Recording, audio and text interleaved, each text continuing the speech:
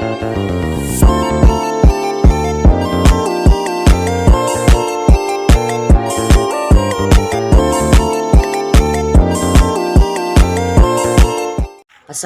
warahmatullahi wabarakatuh. Perkenalkan, saya Nur Ali. Di sini saya akan membahas terkait dengan sosiologi. Asal usulnya yang berasal dari kata-kata Latin sosio yang berarti kawan atau masyarakat, dan logos yang berarti ilmu atau kajian. Sosiologi dapat didefinisikan sebagai ilmu yang mempelajari masyarakat, di mana sosiologi lebih dari sekedar ilmu masyarakat. Itu adalah cara orang berpikir, di mana melihat dan merasakan dunia sosial. Asal usulnya yang berasal dari kata-kata Latin sosio yang berarti kawan atau masyarakat, dan logos yang berarti ilmu atau kajian. Sosiologi dapat didefinisikan sebagai ilmu yang mempelajari masyarakat, di mana sosiologi lebih dari sekedar ilmu masyarakat. Itu adalah cara orang berpikir, di mana melihat dan merasakan dunia sosial. Pengertian dan ruang lingkup sosiologi sebagai ilmu sosial, di mana sebagai bidang yang menyelidiki masyarakat, sosiologi berakar pada kebutuhan manusia untuk memahami hubungan mereka dan diri mereka sendiri. Manusia tidak pernah hidup sendiri dalam setiap zaman dan peradaban.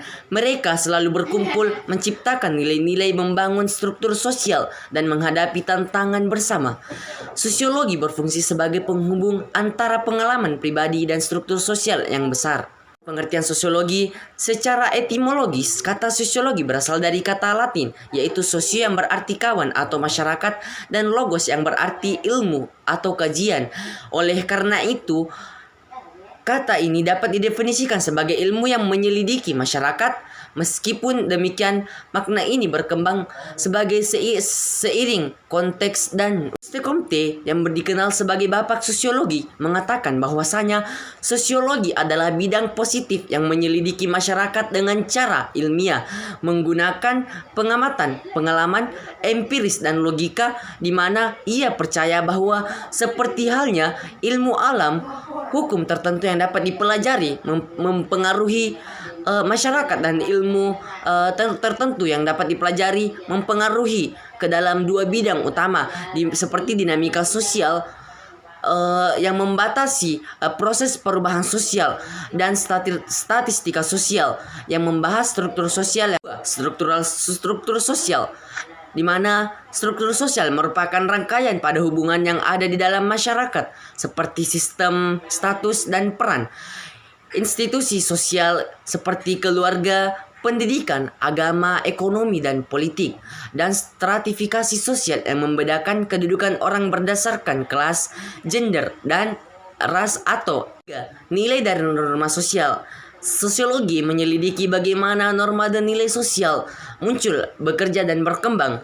Nilai berfungsi sebagai pedoman untuk bertindak, sedangkan norma adalah aturan yang mengatur perilaku agar sesuai dengan nilai. Sudut pandang ini menunjukkan bahwa sosiologi tidak terbatas pada satu bidang, tetapi bersifat multidimensi dan mencakup banyak masalah. Ini mencakup hal-hal seperti interaksi sederhana di rumah tangga hingga kebijakan pemerintahan nasional. Sosiologi sebagai jembatan pemahaman sosial. Sosiologi dapat digunakan untuk memahami masalah sosial secara objektif melalui pendekatan ilmiahnya. Dalam dunia modern, sosiologi menjadi alat penting untuk menganalisis masalah seperti diskriminasi, ketimpangan sosial, kemiskinan, urbanisasi, perubahan iklim, dan tantangan digitalisasi lainnya. Tanpa memahami struktur dan dinamika sosial dengan baik, kita cenderung menyalahkan individu atau kondisi sosial yang sebenarnya merupakan hasil dari sistem yang lebih besar. Baik, di sini saya akan melanjutkan presentasi kelompok saya. Saya akan melanjutkan penjelasan pentingnya mempelajari sosiologi untuk memahami realitas sosial.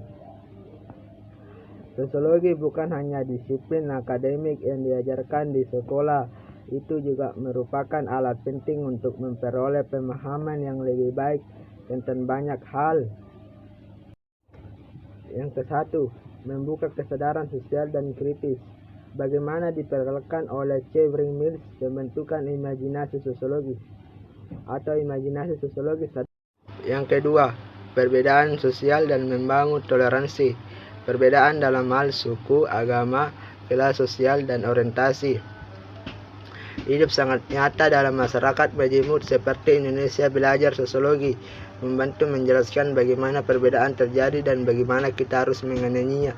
Mengajar sosiologi membantu seseorang memahami bahwa perbedaan bukanlah hasil dari nasib atau keadaan, tetapi hasil dari proses sosial dan histori ini mungkin. Yang ketiga, menyadarkan orang-orang dengan posisi sosialnya. Sosiologi membantu orang memahami tempat mereka di masyarakat. Seseorang dapat memperoleh pemahaman tentang dinamika, kekuasaan, hak, dampak menjadi dasar untuk perubahan sosial. Pengetahuan sosiologis membantu mencapai perubahan sosial yang lebih adil. Dampak menjadi dasar untuk perubahan sosial. Pengetahuan sosiologis membantu mencapai perubahan sosial yang lebih adil. Dampak menjadi dasar untuk perubahan sosial. Pengetahuan sosiologis membantu mencapai perubahan sosial yang lebih adil. Dampak menjadi dasar untuk perubahan sosial. Pengetahuan sosiologis membantu mencapai perubahan sosial yang lebih adil. Demikian presentasi dari kelompok kami. Terima kasih atas perhatian Bapak dan teman-teman semua. Kami mohon maaf apabila ada kekurangan. Wassalamualaikum warahmatullahi wabarakatuh.